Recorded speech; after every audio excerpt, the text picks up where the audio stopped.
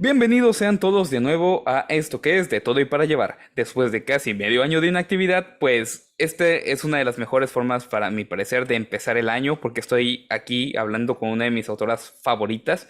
Me complace y es realmente un honor y un gustazo tenerla aquí en este lugar. Atenea Cruz, bienvenida. Muchísimas gracias por tu tiempo, por pasarte por aquí y pues por soportar mi fangirleo en Guadalajara. Hola Carlos, muchas gracias. Un gusto y otra vez gracias por la invitación. Ya lista para que platiquemos a gusto. Bueno, por si alguien no lo conoce, o si alguien no lo sabe, Atenea Cruz es una autora mexicana, es duranguense, es independiente también, y yo soy muy fan de ella. Todo gracias, y tenemos que mencionarla, bueno, tenemos que mencionar a dos personas. Por un lado, a Mario de Libros Libres, este movimiento movimiento de lectura, digámoslo así, que se hace hacia autoras femeninas, y también a la persona que me introdujo y me presentó a este mundo del ateneacrucismo, llamada Vane, de Vane Entre Mundos, quien organizó una LC, y pues ahí me topé la obra de esta espectacular autora. Quiero recordar un poco de las palabras de Amparo Dávila en una entrevista que leí de ella, que decía que cuando le preguntaban por qué se hizo escritora, pues ella sentía que no se hizo escritora, que ella nació así, que ella nació escritora. Y ocupando un poco esta metáfora, a mí me interesa saber cómo es que nace la Atenea Cruz, autora. ¿En qué momento tú decides, sabes qué? Quiero dedicarme a hacer esto por el resto de mi vida. Ujú. Pues fue una, yo tuve un descubrimiento muy temprano de mi vocación. Fui una niña muy lectora, tuve la fortuna de que mi mamá me introdujera al arte desde pequeña. O sea, mi mamá es muy consumidora de arte. O sea, nos llevaba a mi hermano y a mí al teatro, a conciertos, a la cineteca. Bueno, a la cineteca no estoy segura si nos llevó de niña. A la biblioteca nos llevaba mucho. Y bueno, respondimos de formas muy distintas. Mi hermano no está vinculado con la actividad artística de ningún modo, pero para mí fue una cosa que sí, pues me definió la vida totalmente. O sea, me gusta mucho, mucho leer desde pequeña. Como, no voy a decir que fui ninguna niña prodigio, yo creo que empecé a leer a los 5 años y cacho. O sea, yo sé que cuando terminé el kinder yo ya leía bien, bien, leía libros. El primer libro extenso que leí a los 6 años fue Alicia en el País de las Maravillas, que en realidad es un libro largo para un niño pequeño, ¿no? Y un poco denso. Sí, ahora de grande ya no me gusta. Ahora que lo leo digo, ¿este libro qué? Pero de niña era mi pasión. Todavía tengo esa edición, me regaló mi abuelita una edición de Editores Mexicanos Unidos y todavía la tengo.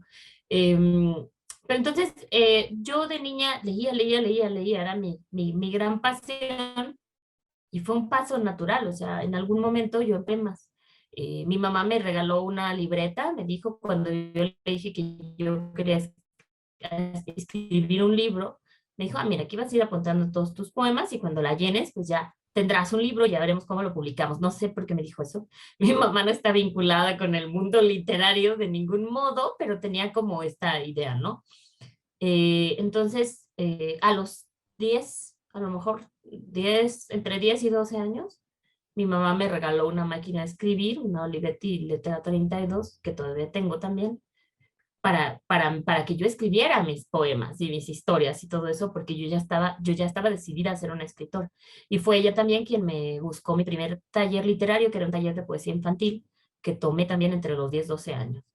Era un maestro que ahora da clases en la UDG, muy, muy serio y muy formal, y creo que muy denso para trabajar con niños, porque nos daba teoría literaria. O sea, él me enseñó cosas que yo volví a ver hasta que estaba en octavo de la carrera de letras. No sé por qué nos enseñaba eso, se lo tomaba muy en serio. Y yo me recuerdo perfectamente a mí escribiendo mis poemas en la máquina para que los leyéramos y le hiciéramos correcciones. Y pues de ahí para el Real me seguí. O sea, seguí tomando talleres dentro de lo que pude. O sea, siempre con la firme convicción de que lo que yo quería hacer era escribir.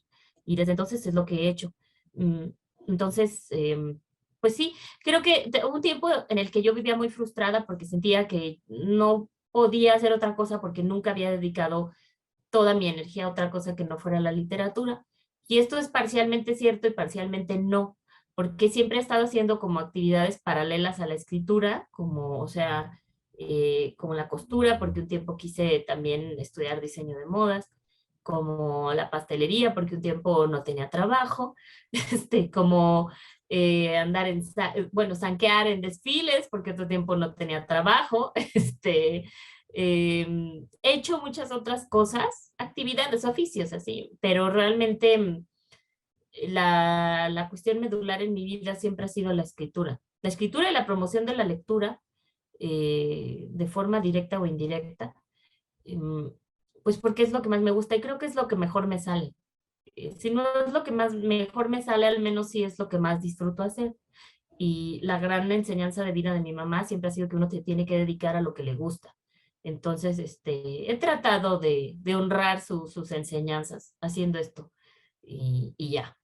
Bueno, comentas que tuviste muchos oficios, que pasaste por un largo camino antes de llegar pues a donde estás actualmente, que ojalá no sea el tope y siga viniendo mucho más y muchas mejores cosas.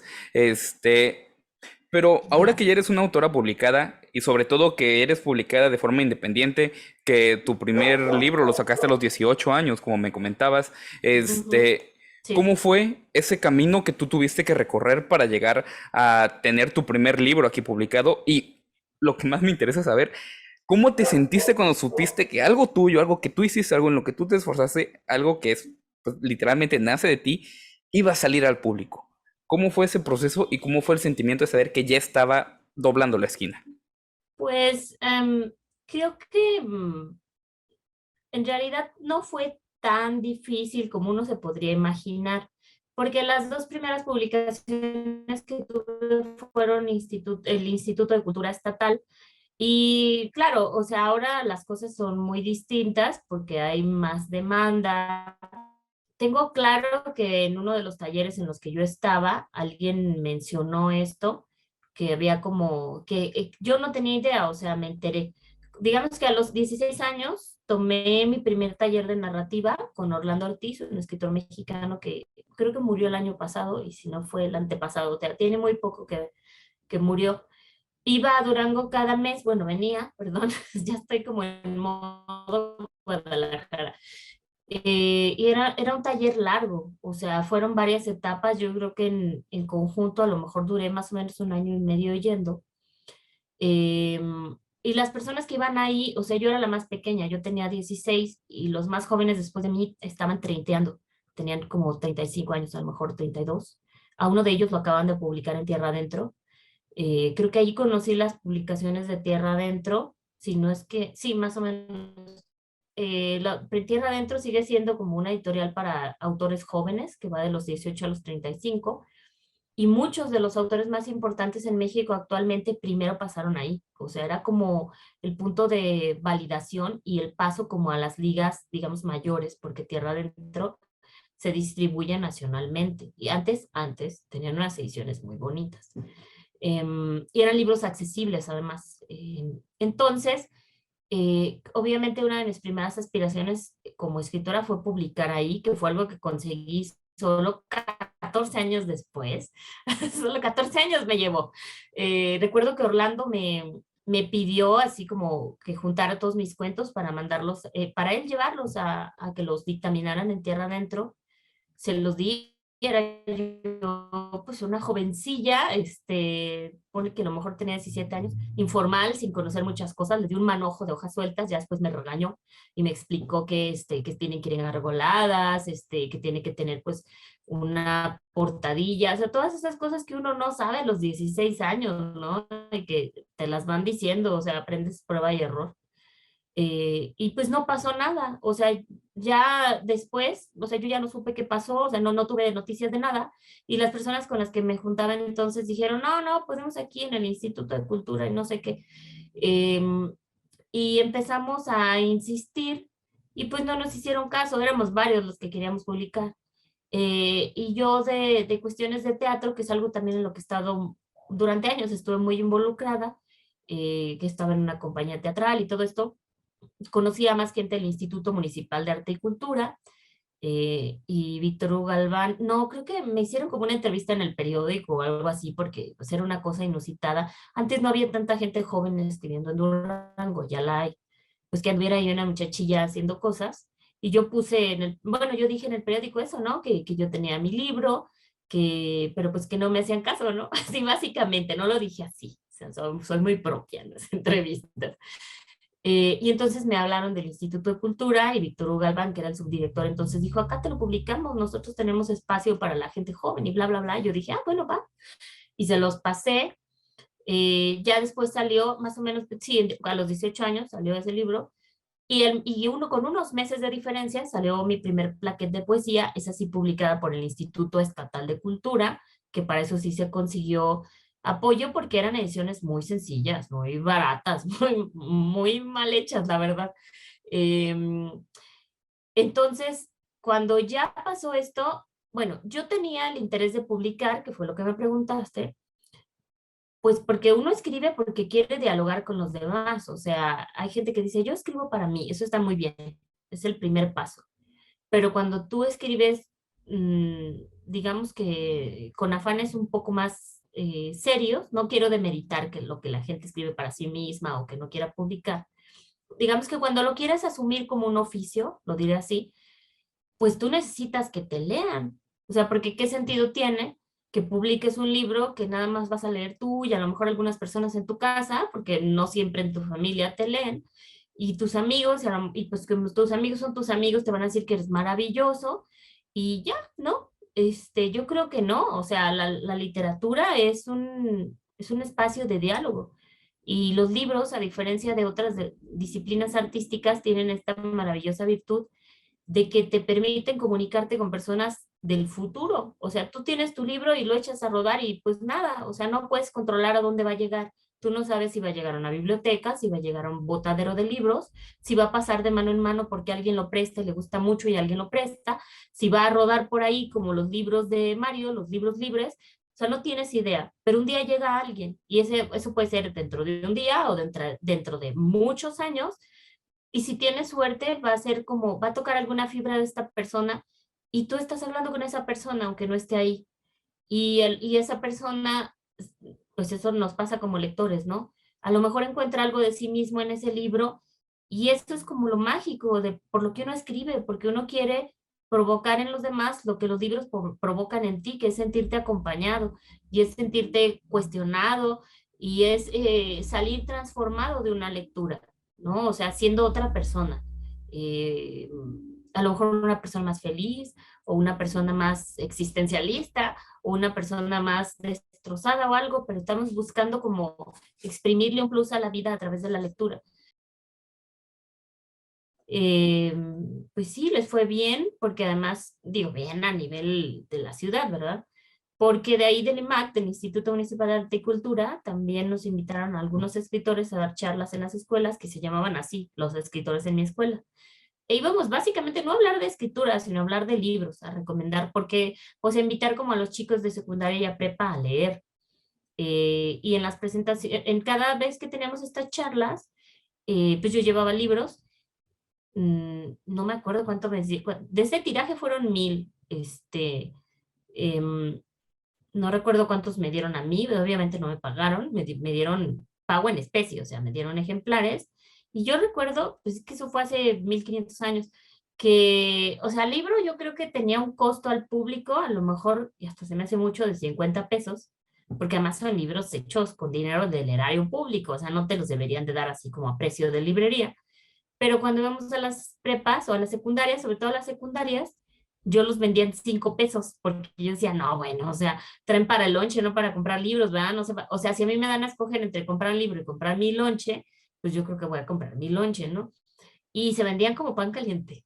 Entonces, y eso es muy padre porque todavía o sea, cada año te juro que una o dos personas me escriben así por Facebook y me dicen, ay, tú un día fuiste a mi escuela y yo compré tu libro y todavía lo tengo y me lo firmaste, no sé qué, digo, órale, qué loco.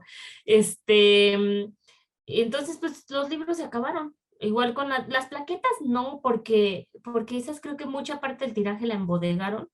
Y ya cuando el Instituto de Cultura, el estatal, se cambió de edificio, ahí empezaron a aparecer, o sea, y ya muchas venían mojadas, de que los habían tenido embodegadas y todo eso, y andan por aquí rodando en los libros de viejo, pero yo quisiera prenderles fuego porque están horrendas. Entonces, no me gusta, o sea, no me gusta ver que las venden, no me gusta que llegue un lector y me diga, ay, mira lo que compré, yo digo así como te estafaron.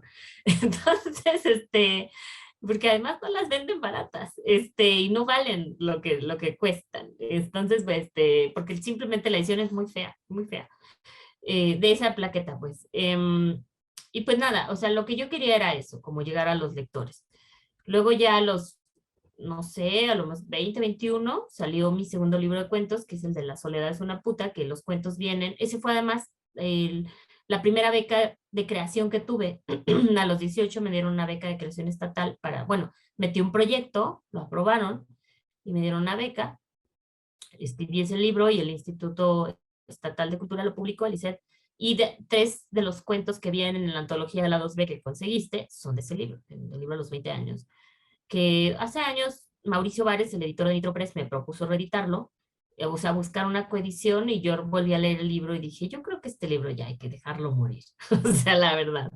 Creo que para una revisión habría que reescribirlo, pero una reescritura, o sea, no una corrección, una reescritura completa. Entonces, no tengo tiempo yo para estar reescribiendo libros viejos. No soy la misma persona, no tengo, no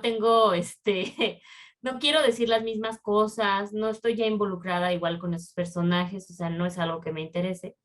Y por eso, o sea, esos libros que son como todo lo que está antes de Suite de las Fieras, que para mí son cosas que fueron como lo que me sirvió como de ensayo y error. Como primero para aprender que no hay por qué apresurarse a publicar. Cuando uno está empezando, no importa de qué edad empieces, estás muerto porque la gente te lea. Yo creo que hay que saber esperar, hay que dejar descansar los textos, que era algo que yo no hacía y que ya ahora a lo mejor hasta exagero porque cada libro me toma varios años, pero me siento mucho más contenta con lo que publico ahorita precisamente por eso, porque aprendí a la mala. Entonces, por eso ya eso ni lo meto en la semblanza. Ya que lo encuentren en los que les interesa, ¿verdad? A mí no me interesa. Soy capaz, o sea, soy un gran fan, pero también soy una persona muy molesta. Y soy capaz de conseguir esos ejemplares y llevarlo a algún lugar en que me lo... Mira, es de ese libro que no te gusta. Quiero que me lo firmes y digas que no te gusta, por favor, para dejar registro de esto. Sí, no era un reto, ¿eh? No, no era una invitación a hacerlo. Pero bueno, ya cada quien sabrá, ¿verdad? Pues ya están ahí. O sea, la ventaja y la desventaja del libro es esa, que es un objeto físico, y a menos que lo destruyas deliberadamente, los libros no mueren, o sea, se aguantan bastante. Por eso no desaparecen, aunque exista el formato electrónico, porque son un invento muy práctico. Entonces, pues ahí están, ¿verdad? Pero tampoco es como que me quite el sueño. No voy a ser como Juan Ramón Jiménez, que se dice que anduvo por toda España recolectando ejemplares de un libro suyo que no le gustaba, que creo que era Platero y yo, para quemarlos, o sea, los quemaba. O sea, tampoco mío, o sea, no llega a tanto. Entonces, o sea, pues, vaya, tú sabrás. Bueno, en 2002, según tengo entendido, fue cuando o cuando salen tus primeras publicaciones. Y bueno, ya estamos a 2023, han pasado 20 años. Pero pues por lo que hablábamos un poco fuera de cámaras y por lo que me ibas contando de que hay algunas partes de tus textos anteriores que ya no te agradan tanto. Mi pregunta es, ¿qué tanto ha cambiado tu vida directamente desde por los dos lados? Por la privada, de que, pues, no sé si a lo mejor te pasó en Guadalajara que hubo un chico que desde Veracruz viajó hasta Guadalajara a una librería nomás a saludarte y a que le firmara sus libros por segunda vez porque ya los había comprado firmados. Pero, o sea, ¿qué tanto ha cambiado tu vida por ese aspecto del el privado, el que una persona se acerque y te diga, oh, eres Atenea Cruz, una foto, un libro, una firma, etcétera? Y por otro lado, también tu vida como autora, ¿qué tanto ha pasado? Porque, pues, por lo que me cuentas, hay dos Ateneas. Hay una de 2002 a 2012, que es cuando publicas Tweets de las Fieras, y hay otra de 2012 para tiempos actuales, ¿no? 2023, 2022, como lo quieras tomar, porque estamos en enero de 2023. Entonces, ¿qué tanto ha sido ese cambio? Yo creo que mi cambio fue, sí puedo decir que muy mayormente debido a la escuela de letras, porque como te decía hace rato que las escuelas de letras no son, la facultad de letras no es para aprender a escribir, sino para aprender a leer. Entonces, para mí, yo le tengo mucho, mucho cariño a mi alma mater, a la Unidad Académica de Letras de la UAS en Zacatecas, eh, porque yo llegué ahí y encontré lecturas que yo creo que como lectora de a pie nunca hubiera llegado. O sea, pienso mucho en las materias de literatura medieval europea. O sea, yo cuando en la vida me iba a encontrar esos libros en Durango, además, que es una ciudad tan chiquita, ahorita tiene como 4 o 5 librerías, pero en aquel entonces no había librerías más que la Alsambors, que ya los cerraron, y la librería Cristal, que nunca tiene nada, porque son como librerías para maestros y así, ¿no? Llegué como a muchas, muchas lecturas que me abrieron así la cabeza, a pesar de que yo era una gran lectora, pues no era ni por asomo, creo, la lectora que soy ahora, que también sé que no soy o sea, hay gente que de verdad está a otro nivel. Em, pero me dieron como una perspectiva mucho más abierta y además histórica y ordenada de la literatura. Y cuando tú estudias literatura, pues de lo primero que te das cuenta, si tienes un poquito de, de capacidad de no ser tan egocéntrico, es que tú no estás inventando el hilo negro, o sea, tú no estás inventando nada. Lo que tú estás escribiendo ya lo escribió alguien hace 100, 200, 500, 1000 años y a lo mejor hasta lo escribió mejor que tú. Pero, bueno, esto es después, ¿no? Esto lo voy a conectar con otra cosa más adelante. Entonces me dio perspectiva y entre más leía, menos me gustaba lo que yo hacía. Entonces yo tuve como una fase en la que seguía escribiendo, pero ya no quería publicar nada, que es más o menos la época entre, ¿cómo se llama ese libro? Ya ni me acuerdo. Creo que tengo una plaqueta que se llama Metodología del Olvido, creo. Y Diario de una mujer de ojos grises, que es donde tenía reunidas 3 plaquettes, creo, y una inédita, algo así. Otro libro, una edición muy bonita, pero otro libro publicado estatalmente, que ya, o sea, que ya se desapareció. Entonces, a mí ya no me gustaba lo que escribía y seguía escribiendo, pero yo ya no quería publicar cosas, porque eso es como también algo que pasa mucho en las escuelas de letras, que hay maestros que están determinados a hacer que dejes de escribir. O sea, que eso me parece una posición horrible, ¿no? Los que te dicen que ya se escribió todo, que tú no tienes nada que aportar, que no vas a escribir, que no escribes bien. Esas 3 cosas pueden ser reales, pero no te las tiene por qué decir un maestro. O sea, puede que tú llegues a esa conclusión con el paso de la vida, pero nadie te debe decir, no, tú no escribas, escribes muy mal. O sea, nadie tiene derecho a decirte eso, porque la escritura como forma de expresión es un derecho inalienable. O sea, todos tenemos derecho a escribir. A lo mejor no vamos a ser Shakespeare, pero ¿quiénes son los demás para decirnos, no, tú no escribas? Entonces, pasa mucho. O sea, hay maestros que te alientan y hay maestros a los que les molesta que te asumas como escritor, que fue algo que a mí me pasó. Cuando yo llegué a letras, yo sí llegué así como de, yo soy una escritora, es el primer día de clases, y les caí mal a todos, incluido el maestro de filosofía, que también fue así como, hablaba de él en plural, además. Nosotros creemos que es una posición muy soberbia decirse escritor, porque un escritor se hace con los años. Y entonces yo dije algo que cayó peor de gordo, pero que era real, ¿no? Pues a mí me pagan por escribir, así que soy escritora. Y entonces fue así como, se enojaron horrible. Entonces, eh, pero a final de cuentas de todas esas experiencias, pues yo fui aprendiendo a esperar, aprendiendo a leer mejor, creo que aprendiendo a ser más autocrítica. Me sirvió mucho salir de Durango, porque el medio literario que es muy chiquito, y es muy, hay mucha autofagia, y nada, o sea, creo que cuando no sales de tu ciudad, tu perspectiva es muy pequeña y sientes que si te conocen en tu rancho eres lo máximo y pues no. Entonces, Zacatecas me sirvió mucho para eso, y me enseñó a ser mucho más paciente. Em, cuando publiqué, no, cuando estaba escribiendo Ecos, mi primera novela, estaba yendo a un taller que dieron en la sierra, que lo daba Julián Herbert, que en la primera parte del taller me fue increíble en el verano y en diciembre, en la segunda parte del taller, pues me dijeron que mi novela ni al caso. Y sí me dijeron que para qué escribía novelas de circo si ya había una de David Toscana y otra de quién sabe quién, y así, ¿no? Pues que la novela no servía. Y Hernán Lara Zavala me dijo algo muy bonito que me ayudó a salir de ese bloqueo que yo tenía, que me dijo que pues sí, que a lo mejor había muchas novelas sobre el circo, que sí, que todos los libros ya estaban hechos, pero que había una novela sobre el circo que solo Atenea Cruz podía escribir. Me dijo, tú vas a escribir los libros que solo puede escribir Atenea Cruz. Eso es lo que uno aporta, ¿no? Y ya, pues de ahí salí. Digamos que en ese sentido eso es lo que ha cambiado para mí. O sea, como ser más modesta al escribir, o sea, entender que uno no va a ser, yo no aspiro al premio Nobel, o sea, porque además el premio Nobel es algo que se gana por una trayectoria impoluta, o sea, te están contando desde tu primer libro. Y si yo me avergüenzo de mis primeros libros, imagínate qué dirán los demás. Este, yo sé que lo que yo hago no es alta literatura, o sea, porque además mis pretensiones no son esas. Yo no quiero escribir el Ulises de James Joyce, pero a la mexicana.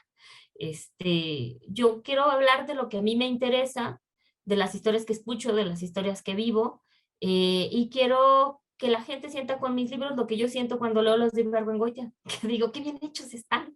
O sea, que digo, parecen sencillos, pero no lo son muy amenos, son muy profundos y al mismo tiempo son muy ligeros. Eso es lo que yo quiero hacer. O sea, los libros que me gusta leer. En ese sentido es lo que he cambiado, ¿no? Como tener más los pies en la tierra. Y la otra cosa a nivel personal sí se ha cambiado, porque además, yo creo que eso también tiene mucho que ver con las redes sociales, que la gente puede estar en contacto con uno, así como tú conmigo ahorita. Y sí me pasa, ahora en la FIL Guadalajara, estaba yo así, encontré un puesto ahí cerca de los de Nitropress, de puros discos, y a mí me gustan mucho los CDs, y estaba así buscando, y estaba mandando un WhatsApp, pues yo creo a la Bloom. Entonces, un chico cuando terminé de mandarlo me dice, ay, eres Atenea Cruz, la escritora, ¿verdad? Y yo, sí. Ah, te conocí por la voz, yo te vi una vez en el podcast de Alberto y Raquel que te invitaron para hablar de tu libro y no sé qué, ay, no, soy tu fan. Y yo, sí, ay, gracias. Entonces, me pasa mucho eso también, que me escriben y me dicen, o sí me ha pasado, pues, en eventos literarios, en ferias, nunca a pie ni nada, que me conocen y se toman fotos, eso es bonito y eso es extraño. Es extraño porque los escritores no están, o sea, creo que a los músicos les pasa mucho eso como que son rockstars y que la gente los reconoce y se toma fotos con ellos. Pero los escritores podemos pasar perfectamente desapercibidos. Entonces luego, que tú estés en una lectura y llegue alguien que vino desde Veracruz y que se salió de la fil para ir a un evento al otro lado de la ciudad para escucharte, a pesar de que tú le dijiste que solo ibas a estar 10 minutos, es una experiencia así, es muy padre, pero es abrumadora, ¿no? Porque uno no se imagina como, cuánto impacto puede tener lo que haces en la vida de los demás. Pero es muy chido. Es muy chido verlo en vida, o sea, porque hay gente que escribió y nunca se enteró de nada, ¿no? De que le gustaba su libro a alguien. Pero yo he tenido la fortuna de que es muy fiel, además, o sea, la gente que lee mis libros, sí es gente que tiene ya años acompañándome, que espera mi siguiente libro y eso es muy valioso y es muy extraño. Es muy extraño porque también llegan haters, que era lo que te decía ahorita, o sea, tengo haters y tengo trolls. Entonces, y luego yo digo, ¿cómo? O sea, yo que a veces pienso así, o sea, a lo mejor está muy bien seguir independiente porque está uno más bajo perfil. Si aún en bajo perfil te están fregando, o sea, imagínate, no sé, estar en Six Barral, no sé, porque es aquí y en España, ¿no? O sea, viene como que todo va incluido. A mí no me gusta hacer mi vida personal pública, pero como pues las redes y los libros, y yo que escribo además mucha autoficción, pues ni modo, ¿no? Ahí vas ventilando lo que sale.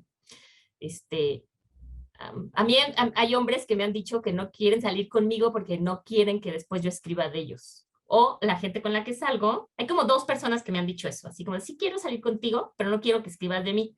Y yo, no te puedo asegurar nada. Y también la gente que sale conmigo y es como de, ay, pero es que, ¿qué tal si un día escribes de mí? Y lo que yo digo, bueno, yo solo escribo de la gente que es culera, esa es la palabra, ¿no? De ti depende. Entonces, bueno, eso es como en lo que ha cambiado.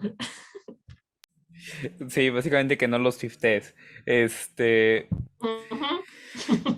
y bueno, ahora sí entrando en el libro al que venimos de hablar, Corazones Negros, que es, si no me equivoco, es el primer libro, no, segundo libro de cuentos que escribes. No, sería el tercero. Tercero, Ujú, ¿verdad? es el tercero. Sí, pero en mi corazón es el único. Hasta Y ahora. de forma, en cuanto a sensibilidad, no, no sensibilidad. En cuanto a sencillez para conseguirlos, pues es el más accesible. Corazones Claro. Negros, aquí lo tengo. Sí. Libro buenísimo.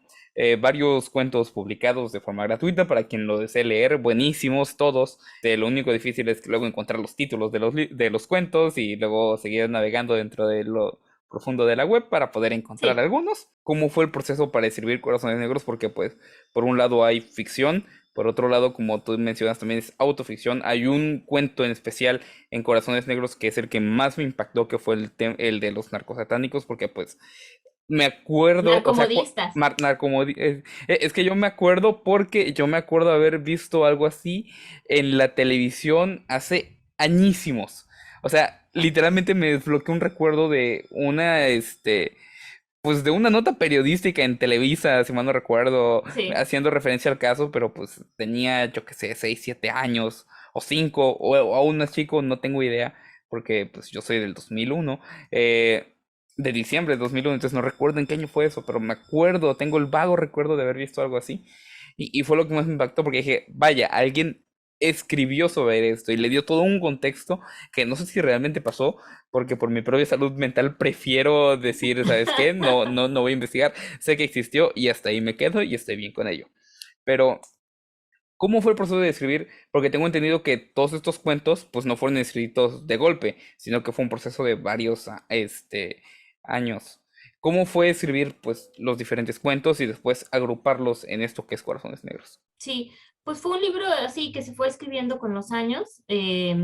Cuando yo estaba escribiendo Ecos, que la escribí, ay, salió en 2017, la escribí entre 2012 y 2014, más o menos. Sí, sí, porque duré un año y medio escribiéndola y luego ya me llevé otros 2 años y cacho como dándole forma.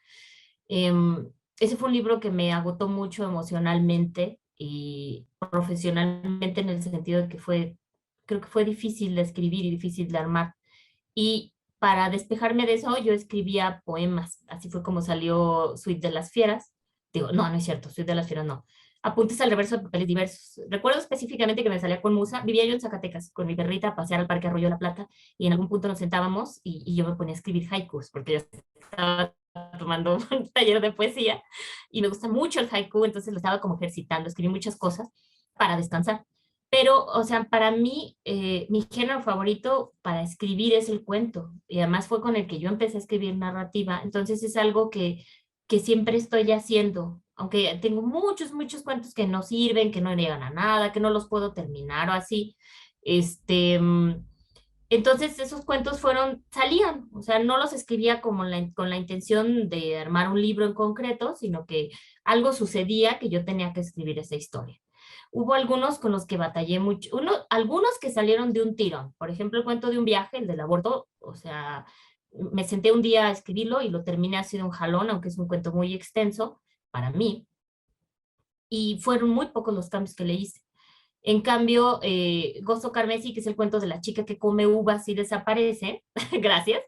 Ese fue un cuento que escribí una primera versión, a lo mejor como en 2009, 2010, yo creo, y no amarraba, o sea, le faltaban muchas cosas, era como menos de la mitad de lo que es ahorita, y según yo ya estaba terminado, lo mandé como a 2 revistas que lo rechazaron así como de, no, este cuento no.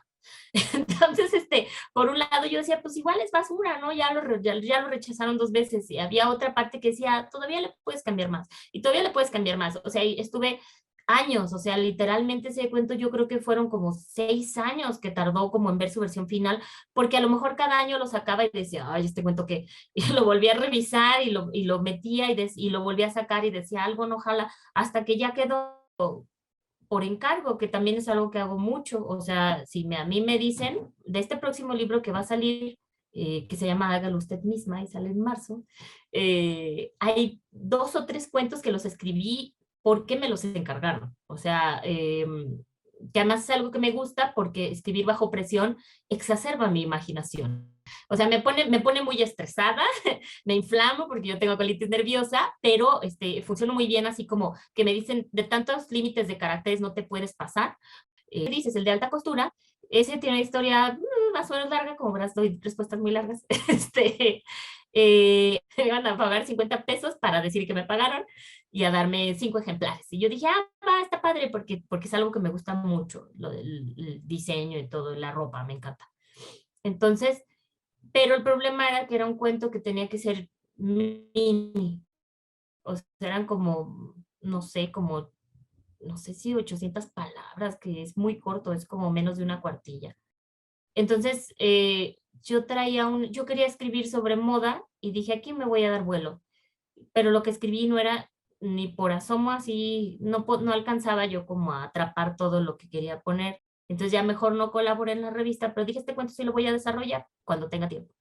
Este cuento no está conectado para nada con la realidad, así como tú decías, salvo este término de los narcosatánicos, que para mí fue como usar algo de la realidad para conectarlo y para que pareciera que era real, pero no. Lo único que tiene de real ese cuento es como esta frase que dice la personaje, que es algo que yo dije una vez cuando andaba con un chico medio tocadiscos, que es el que está, en el que está inspirado el protagonista, Gio, que traía yo una chamarra de vinipiel y me estaba cosiendo y no me la quitaba por no romper el look.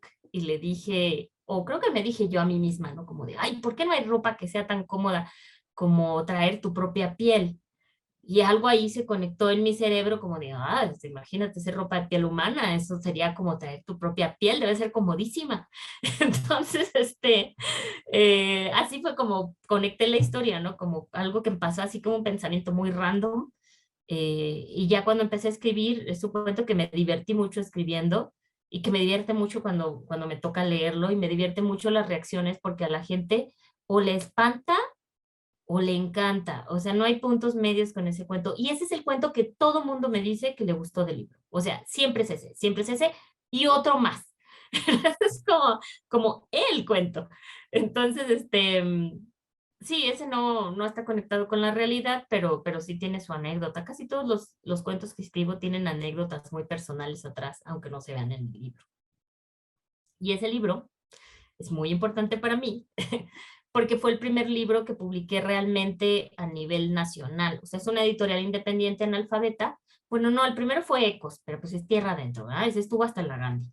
Pero este fue el libro, no nada más que publiqué a nivel nacional, sino que fue el primer libro por el que me hicieron un contrato con pago en efectivo, porque para tierra adentro te pagan con ejemplares.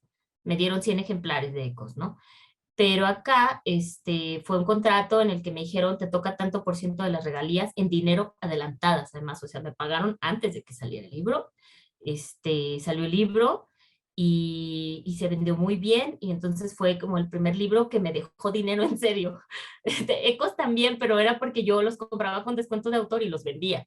Y acá no, o sea, entonces, además fue muy bonito porque yo, Alejandro, que es uno de los escritores, digo, de los editores y también escritor, de analfabeta, yo lo conocí a él en un taller y él leyendo como el borrador de Ecos, me dijo que le gustaba y que ellos tenían una editorial que apenas estaba despegando, una editorial artesanal, y que querían que yo publicara con ellos algo un día.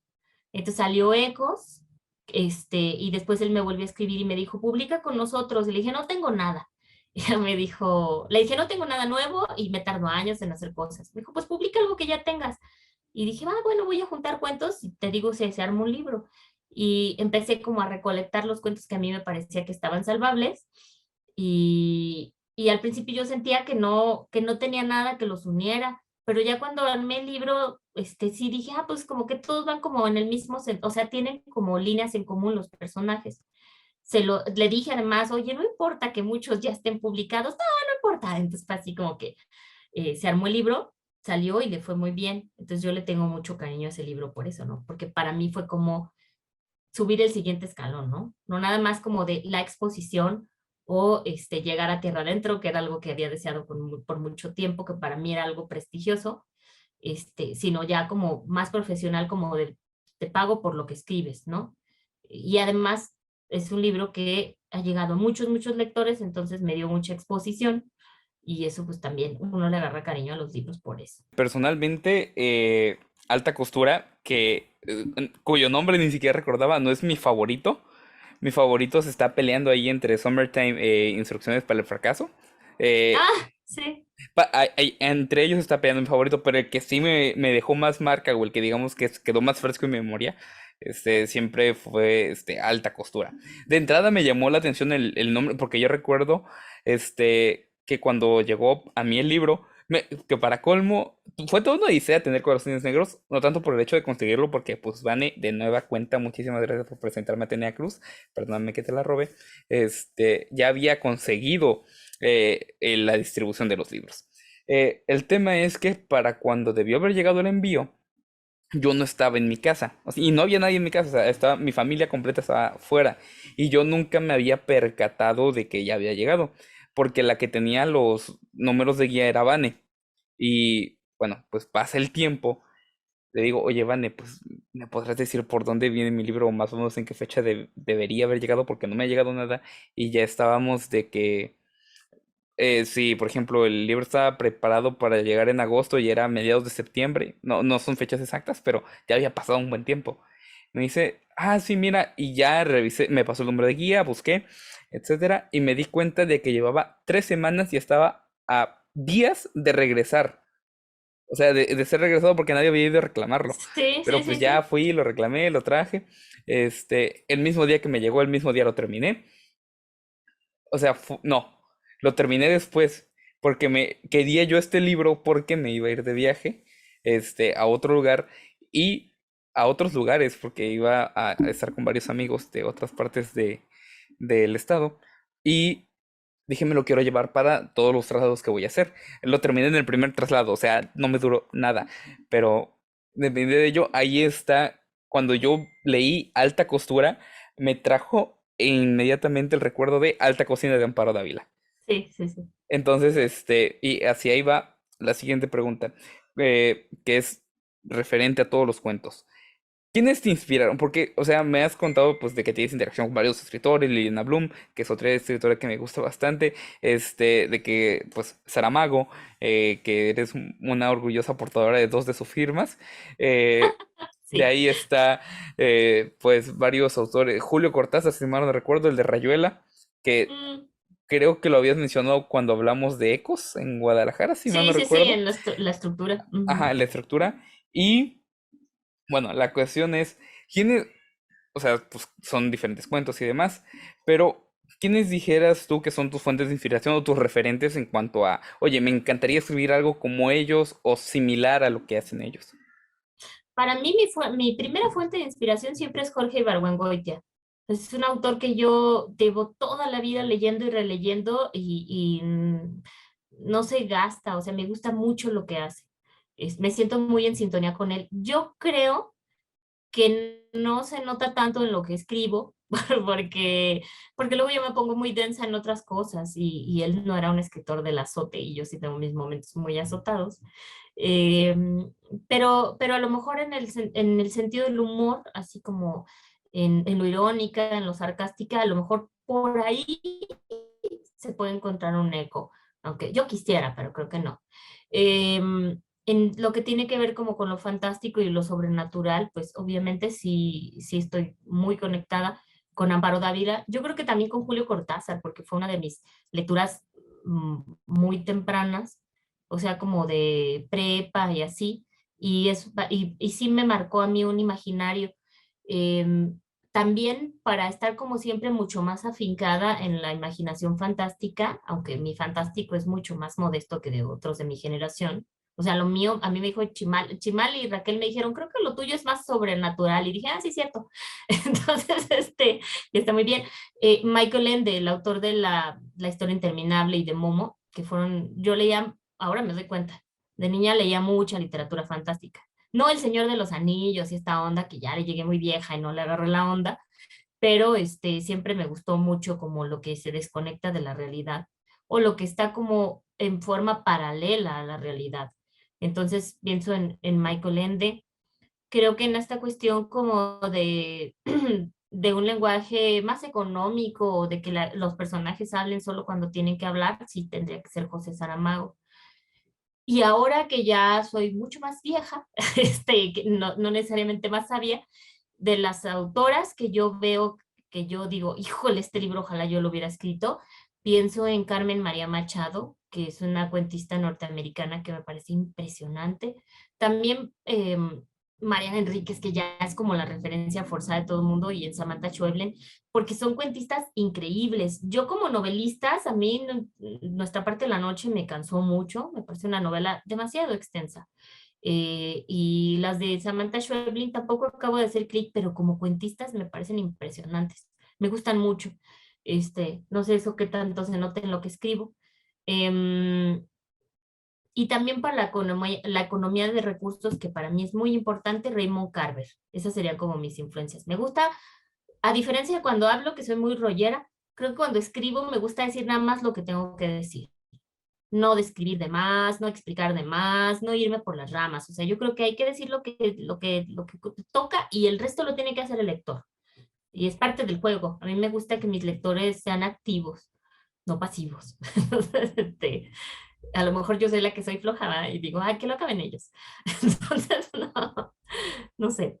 Qué raro rumbo tomó esto. De hecho, yo sí hallo bastante similitud entre lo que, pues, por ejemplo, cuando yo te leí a ti, leí pegado a Samantha Schweblin y leí pegado a Raquel Castro. Entonces, para mí sí fue como que, oye, se parece mucho. Y porque a las tres, bueno, a Raquel Castro no, a Raquel Castro la encontré yo de casualidad. O sea, buscando entre libros de terror, pues me topé, Raquel Castro es mexicana, sí, vamos, lo leo. Pero sí me la vendieron como que este vínculo con Amparo Dávila, que es mi top uno, mis mejores escritores, está en mi top 3 escritores favoritos, o sea, de todo, o sea, sin más etiquetas y demás, ahí está Amparo Dávila. Y para mí sí hay bastante similitud. Y aún, a más que nada por las formas en las que tocan los temas que tocan. O sea, tocan temas similares y las formas me parecen similares. A Marina Enríquez no la he leído, pero pues también tengo muy buenas referencias de ella. Yo creo que te va a gustar, ¿eh? Ujú. Yo creo que sí, me Sí, gusta mucho la... porque esa sí espanta, además, porque Raquel es juguetona, Ujú. pero Mariana Enríquez sí espanta. No, no lo sé, he leído muchos de terror, soy muy fan de la literatura de terror, pero el único libro que hasta ahora genuinamente me ha provocado pesadillas han sido Amparo. La razón por la que Amparo Dávila para mí está tan arriba es porque es la única que me ha provocado pesadillas. Y hablamos de que ella la leí en el 2020, o sea, tenía yo 19 años. O Ujú. sea, no era un niño de 7 8 porque yo siempre he sido bastante asustadizo, pero no era un niño de 7 8 que se asustaba con las leyendas de la muleta de Córdoba o cosas por el estilo. No, hablamos de que a mis 19 años, después de mucho recorrido, ella hizo que tuviera que parar a los 3, porque hubo una noche en la que me aventé 5 cuentos seguidos y no pude dormir, porque las pesadillas llegaron a mí. Entonces, al día siguiente dije, ¿sabes qué? Vamos a leer uno, dos, y hasta ahí, y al Ajá. siguiente, y al siguiente. Y es un poco como cuando comes algo que sabes que te hace daño, pero te gusta. Para mí eso es Amparo Dávila. Es algo que me fascina, pero que sé que siempre va a provocar eso dentro de mí. Ujú. Y ahora, por otro lado, retomando el tema de los cuentos y cuál deja más marca que otro, yo sé que muchos escritores parecen padres con sus cuentos o con sus obras en general de que, no, no tengo favorito, todos son buenos, etcétera, etcétera. Aunque tú ya confesaste expresamente que hay algunos que no son precisamente tus favoritos, que son hijos bastardos del inicio.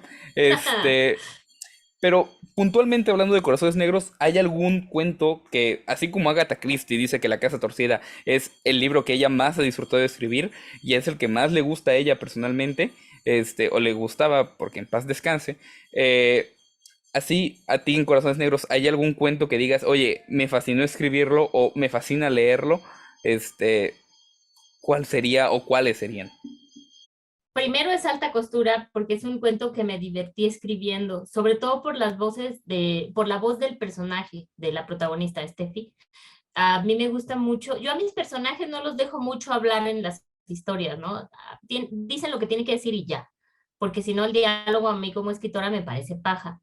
Pero en el caso de ella, y creo que también porque yo disfruté mucho las materias de lingüística en mi carrera, me gusta escuchar cómo habla la gente y me gustan los distintos registros. Y yo sí soy esa persona que si se sube a un camión va escuchando las conversaciones ajenas. Entonces me gustan mucho el color de las expresiones locales, me gusta ver como las palabras que todos nos fijamos que nuestros amigos o nuestros papás tienen ciertas muletillas. Todo eso a mí lo disfruto mucho, me gusta el lenguaje, me gustan mucho las palabras. Entonces yo disfruté el proceso de concebir a Stephanie como a partir de su manera de hablar, porque es lo único que vemos de ella, ¿no? Nunca nos dice el cuento cómo es físicamente, no nos dice tampoco bien la edad, habla un poco de cómo se viste, pero todo esto de como las muletillas que tiene, así como del, ¿sí me entiendes? O sí sabes, ¿no? Que dice todo el tiempo, que es algo que yo detesto en la gente, cuando te dice, ¿sí me entiendes? Pues, entonces, disfruté mucho hacer eso con ella y además, pues, creo que yo tiendo como a tener un lenguaje mm, menos coloquial en cuanto al uso de las groserías y todo eso, dosifico mucho, creo que porque las usé bastante cuando empezaba a publicar y porque las uso mucho al hablar y yo no quiero que mis personajes hablen como yo, quiero que hablen como ellos.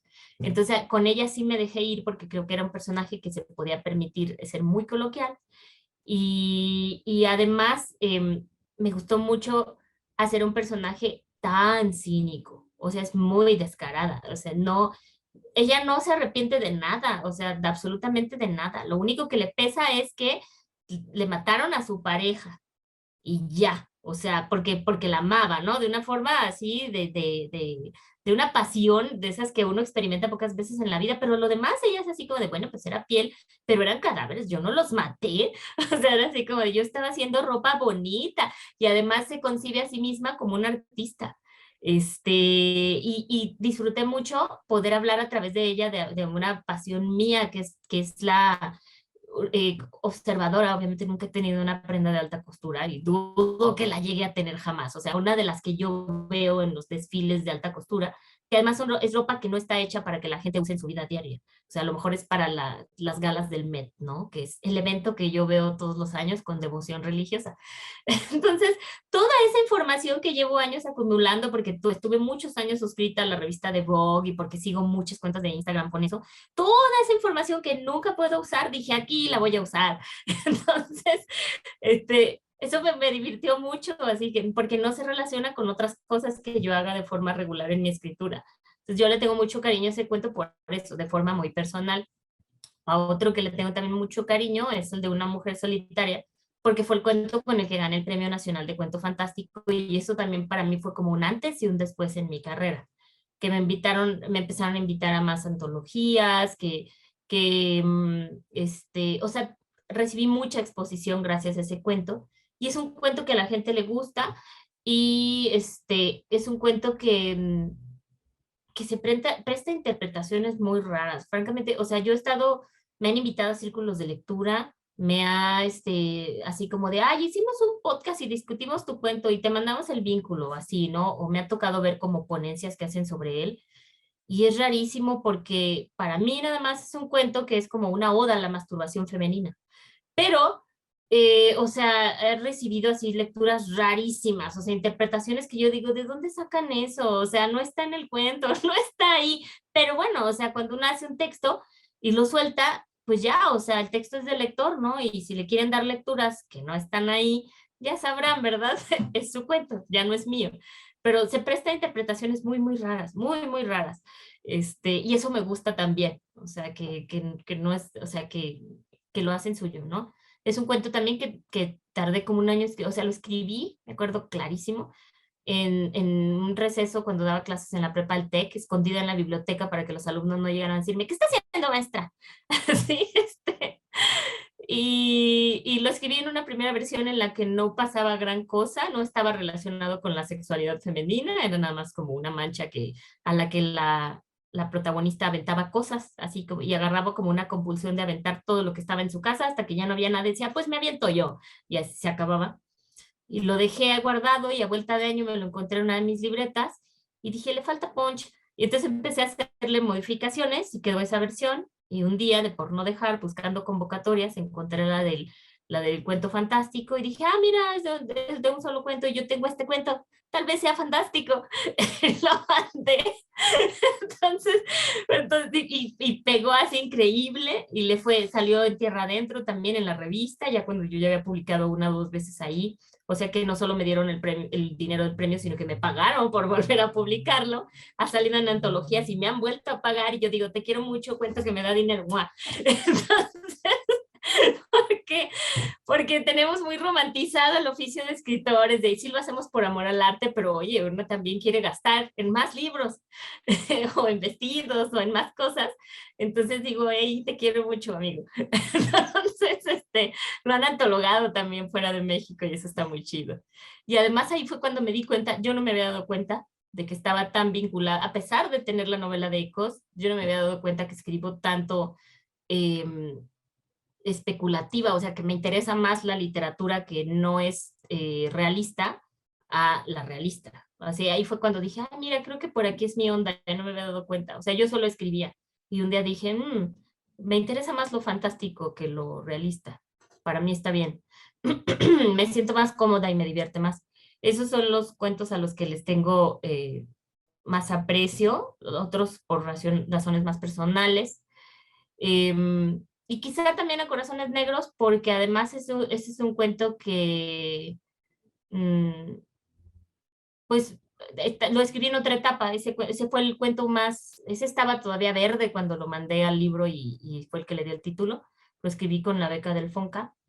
em, y creo que ese también me gustó porque es un cuento que lo concebí como que el personaje está hablando a través de la ouija y la gente no siempre se da cuenta. Entonces, a veces me quedo así como de, ay, creo que me faltaron pistas, pero cuando se dan cuenta, eso lo disfruto mucho, ¿no? Me gusta, te digo que a mí me gusta que los escritores, digo, perdón, que mis lectores tengan que estar atentos para como pescar esos detallitos. Yo diría que son esos tres. El que dices de Instrucciones para el fracaso es un cuento que escribí para Playboy y me divierte mucho y lo leí mucho en las presentaciones, mucho lo leí, y tenía reacciones, encontradas. Pero ese es un cuento también que me gusta porque lo escribí para molestar. Ese es 100% real, no fake. Sí, es una anécdota personal. Entonces, eso lo hace más divertido, o sea, leerlo en público y decir, esto sí pasó. Entonces, también ese cuento me cae muy bien. Casi no lo pelan a ese. Fuertes declaraciones. No tienes idea cómo voy a llamar esto. Lo voy a hacer clips. Lo voy a hacer Ah, clips. Los voy a subir. ok, Ya vas advertida. ok. Dice que cada quien habla como le fue en la feria. Yo me acuerdo muy bien que la primera vez que tuve el contacto contigo, que fue en el live de cierre de la lectura conjunta de Ecos, yo recuerdo que me hice muchas, pajas mentales. Dije, oye, pero esto será por esto y la conexión aquí y acá. Y en algún momento, cuando vi que ya me había hecho la gran cosa con Ecos, dije, espera un minuto. O sea, cuando te empecé a escuchar hablar, dije, espera un minuto. Creo que esto es mío. O sea, esto es cosecha propia. O sea, yo dije, esto muy posiblemente no tenga ningún significado.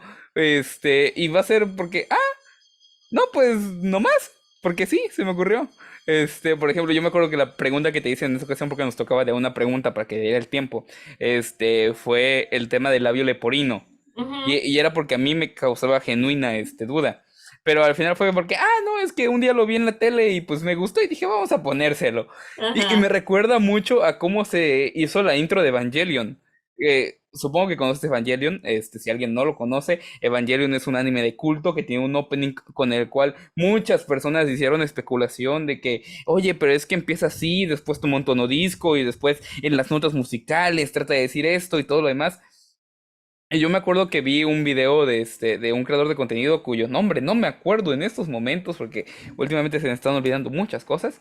Este, y decía de que, sí, una vez entrevistaron a la autora de Cruel Science Thesis y ella dijo que, pues, o sea, lo que ella hizo fue ponerse los primeros dos capítulos al por dos, se leyó el guión en diagonal y a las 2 de la tarde estaba listo porque se tenía que ir de no sé qué cosa. O sea, su proceso fue, bueno, pues vamos, o sea, como tú dices, te quiero mucho, este libro que cuento que me da dinero, pues ella fue de que, pues me encargaron un opening de un anime, que le dio absolutamente igual, o sea, al final del día es dinero, a mí lo que me interesa es que me paguen y cuando termine este trabajo antes, mucho mejor, porque ya tengo el día ocupado, pues vamos a sacarlo rápido. Y de ahí salió esto que todo el mundo hace las mil especulaciones y las mil y un teorías. Y al final todo fue pues así es como lo dice, o sea, no, al final del día cada quien cuenta su historia como quiere. O sea, pues a quienes les da más glamour y no, yo estaba admirando los cerezos cuando iban cayendo y entonces vino a mí la idea y es como, pues mira, yo tenía hambre, yo tenía que Ajá. comer y al final del día yo necesitaba el dinero ahorita, entonces lo hice lo más rápido que pude y vámonos. Y al final del día, y este es un reto para ti, ya estamos en la recta final, describe, vamos a entrar al modo Wall Street, véndeme tu libro. En 3 palabras, y sé muy cuidadosa, en 3 palabras, descríbeme Ecos, Corazones Negros. O sea, ¿de qué trata Corazones Negros? Yo Sí, dije, ¿qué? parkour. No te lo esperabas, ¿eh? Ah, muy buena referencia de Office.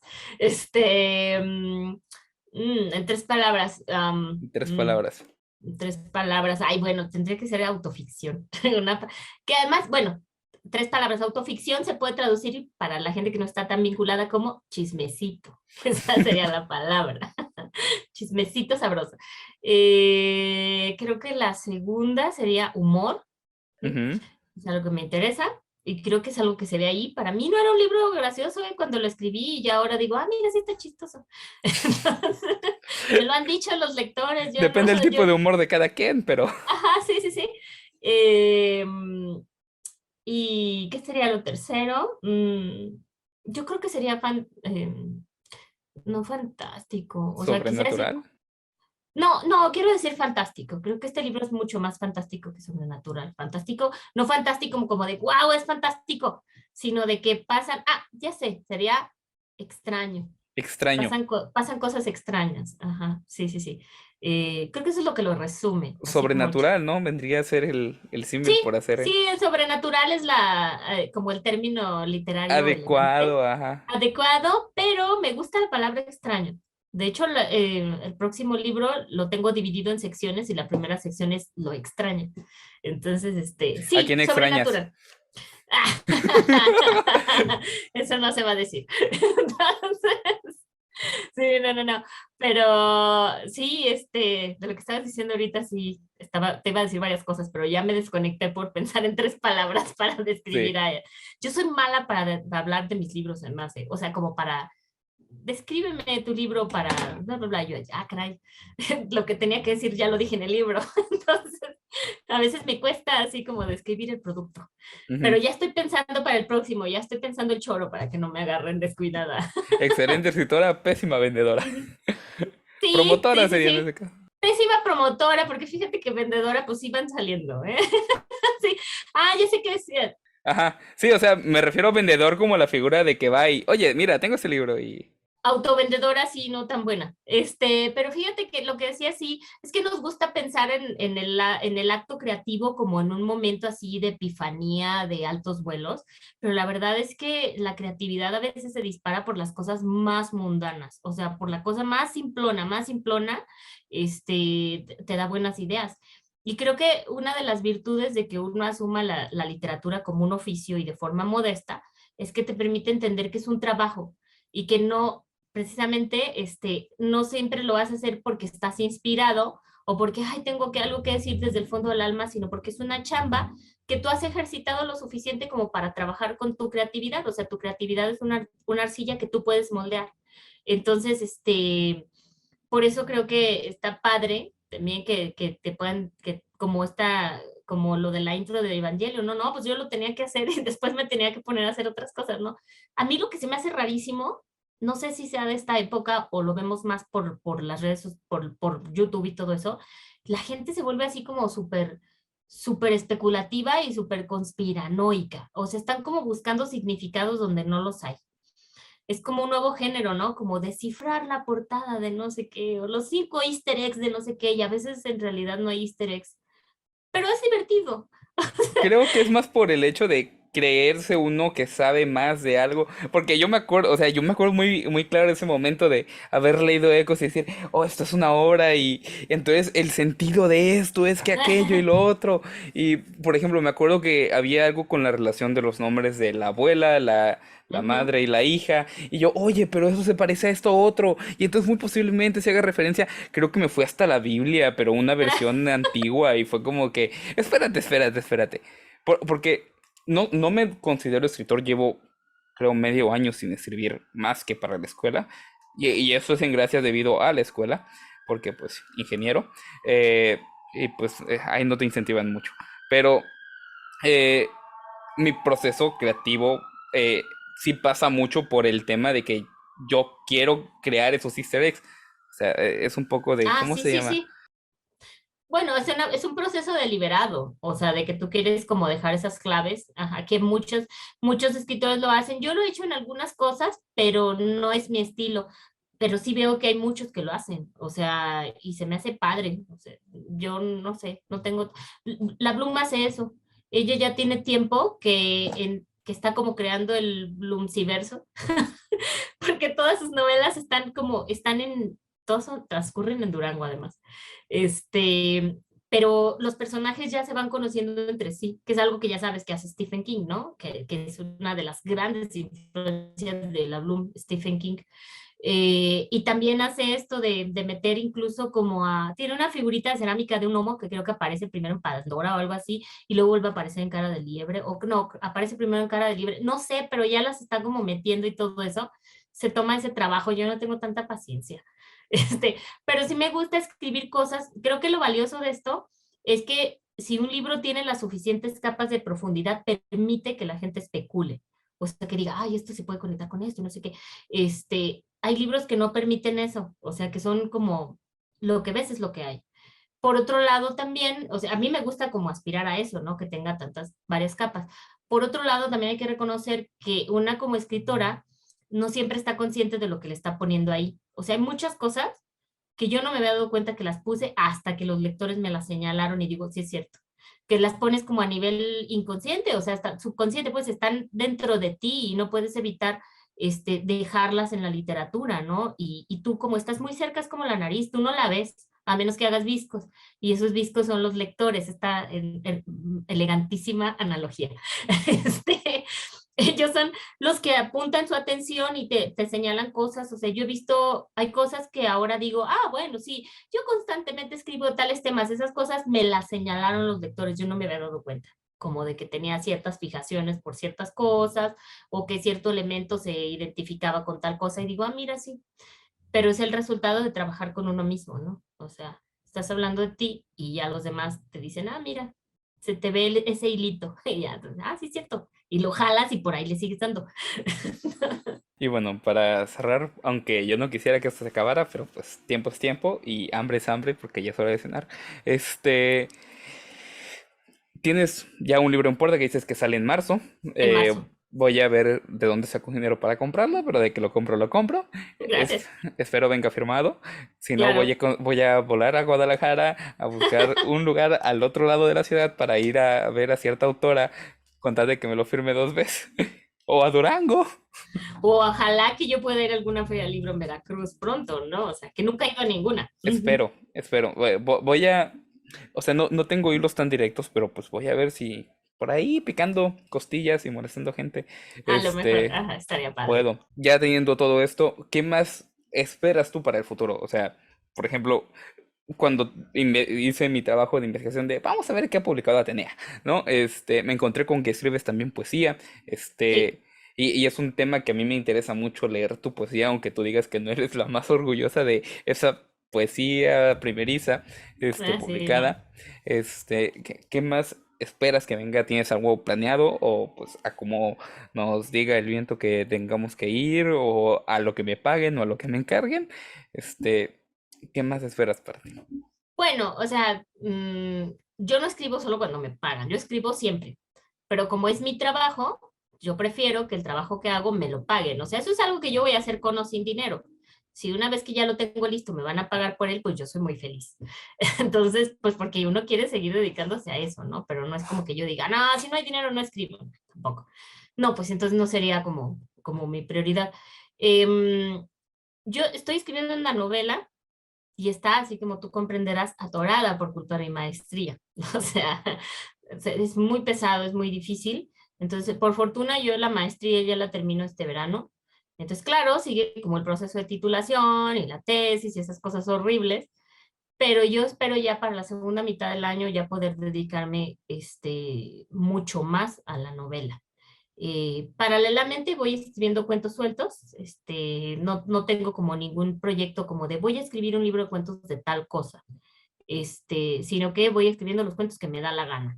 Ya cuando se junten los suficientes, pues armaré otro libro, ¿no? Espero. Em, Tengo un libro de poesía guardado desde hace años, que ya perdió un par de concursos, entonces ya digo, por ahí no es. Que ya no sé si sacarlo o no, porque como yo estoy muy concentrada en la narrativa, que es mi género favorito, realmente yo ya no sé si quiero seguir publicando poesía. A lo mejor después podría hacerlo, pero no es mi prioridad. Ya no escribo tanta poesía como antes. Durante muchos, muchos años, todavía hasta hace un par de años, era como mi gimnasia, como mi calistenia mental. O sea, yo escribía primero como un poema para poder dedicarme a escribir narrativa. O sea, era así como, con esto caliento y luego lo demás. Eh, Creo que da muy buenos resultados. O sea, la poesía ejercita una parte de la escritura, como del ingenio, de la creatividad con las imágenes, de tomar en cuenta la sonoridad, que enriquece mucho la narrativa. Yo creo que Ecos es una novela muy poética porque se nota así que hay un cuidado del lenguaje, y eso es gracias a que durante muchos años estuve dedicada a la poesía. Entonces, pero de eso no hay nada cerca. Entonces, yo creo que no. Yo creo que va a pasar un muy buen rato antes de que publique algo de poesía. De cosas que dejan dinero y disfruto escribir, tengo ganas de escribir más artículos literarios. He tenido un par de invitaciones a revistas que no he podido completar por culpa de la escuela. Entonces, yo espero, yo había dicho que en estas vacaciones iba a escribir eso y no, en realidad me dediqué a corregir el manuscrito del libro para ya enviárselo a la editorial, que desde octubre me estaban esperando pacientemente para que se los enviara y no lo enviaba y no lo enviaba porque estaba ocupada con la escuela. Entonces, porque además de la maestría, pues yo doy clases en la licenciatura en escritura creativa y pues sí, es mucho trabajo en realidad, la maestría. Entonces, lo que sigue es eso, ¿no? Lo que yo quiero terminar a mediano plazo, porque esto no es rápido, es la novela, la siguiente novela, seguir escribiendo cuentos para que haya un libro de cuentos a lo mejor en otros 2, 3 años, tres, digamos tres. Este, y mientras 4. tanto, no, tanto no. Y mientras tanto escribir de otros libros, no reseñas, te digo, artículos sobre libros, columnas de opinión, reseñas, no, porque las reseñas solo se gana uno enemistades. Yo las escribía, y lo que te paguen no vale el odio que agarran los reseñados contra ti. Entonces ya no quiero escribir reseñas, solo quiero opinar de otros, hablar de libros que me gustan. Entonces, eso es lo que viene nada más, pues seguir escribiendo, ¿no? A mí me gusta andar como asomándome en otros géneros porque creo que eso enriquece la escritura, ¿no? Asomarse un poco aquí, asomarse un poco allá. Mientras tanto, pues sí, ahí va el anuncio otra vez, que va a salir, Hágalo usted misma, mi siguiente libro de cuentos, que trae, creo que más de la mitad son inéditos, por cierto. Creo que solo tiene 4 que he publicado, los demás todos son inéditos. Va a salir otra vez en Editorial Analfabeta, mi casa de cuentos actualmente, en marzo. Entonces, creo que donde lo vamos a presentar primero va a ser en la Feria Universitaria del Libro en Nuevo León, no estoy segura, en Monterrey, pues. Y ya después, pues, todas las presentaciones que salgan y todas las charlas que salgan y todos los círculos de lectura que salgan, todo. Ya, eso es lo más inmediato. Ya lo demás llevará años, como es este oficio, ¿no? Nada es rápido. A menos que uno sea Stephen King y escriba un libro cada año, pero Stephen King puede hacer eso porque vive de esos libros, porque los cobra, porque todo su tiempo puede ser para escribir, porque todo su dinero viene de sus libros, ¿verdad? Una no es Stephen King. Entonces hay que hacer otras cosas Aún. de mientras. Aún, sí, no creo, yo no creo que pudiera escribir tanto como él. O sea, es como, hay pocos George escritores. R.R. Martin también vive solo de eso. Bueno, de eso y de las regalías de todo lo que saca de Game of Thrones, Miss Sí, Chandler pero y él demás y chambeaba demás. mucho de otras cosas antes. Él fue guionista de La Dimensión Desconocida. Yo no sabía que fue autor de uno de mis capítulos favoritos de la segunda era de Dimensión. O sea, trabajaba como en otras cosas paralelas que a lo mejor lo distraían y ya después se hizo un huevón. O no, porque escribe mucho cuento, o sea, no termina Game of Thrones, pero escribe muchas cosas. Es un gran cuentista, George R. R. Martin, por cierto, comercial. Sí. Sí, sí, sí. Pero bueno, algo, a lo mejor, espero, yo sí espero, sería muy maravilloso un día poder vivir nomás de mis libros. Es complicado, pero pues soñar no cuesta nada. Entonces, soñar sí es gratis. Entonces, bueno, por lo pronto, pues a seguir chambeando. Bueno, tenías nada más que agradecerte por todo este tiempo, este espacio. Nos chutamos 2 horas prácticamente. Ujú. Y pues ahora sí, si quieres despedirte, otra promoción, porque el spam nunca está de más. Nunca Este, jamás. adelante. No, pues nada, pues muchas gracias. Gracias por la invitación. Fue una plática muy padre. Y bueno, gracias también por promover mi libro, por invitar, ayudarme a encontrar más lectores. Me pueden seguir en mis redes. Estoy en Twitter como @Atenea Cruz y en Instagram estoy como Atenea Cruz Letera con doble T, como la máquina. Tengo que aprobar que me sigan en Instagram porque lo cerré un poco por los trolls, la verdad. Entonces ahorita ya la admisión es personalizada. Y ya en Facebook pues tengo una página que es Atenea Cruz-escritora. Por ahí me pueden contactar. Ahí nada más básicamente lo que pongo es nada más los eventos donde voy a estar, los libros en los que salgo, etcétera. Y pues en Facebook ni me agreguen, porque en Facebook solo tengo como la gente más cercana. Así que pues sí, pero las otras redes ahí estoy de vez en cuando, haciendo mucha autopromoción descarada, que sí es algo a lo que me dedico 24/7. Y por este lado del país estaremos haciendo mucha promoción descarada, porque pues Bien, realmente nos encanta lo que escribes. Hasta que gracias. saques un libro que no me encante, Ahí sí ya murió. ahí sí ya murió. Ya ves, ya no busques los libros viejos, no hagas eso, no te ¿Quién hagas sabe? Tú eso. no sabes si me puede encantar o no. No, pero por si las dudas no me arriesgo. A lo mejor me da risa y por eso me encanta. No, no, no, no. No, bueno, tú sabrás. Entonces, es tu dinero. Pero bueno, tenía muchísimas Ok, gracias y gracias. bueno, nos vemos en la próxima.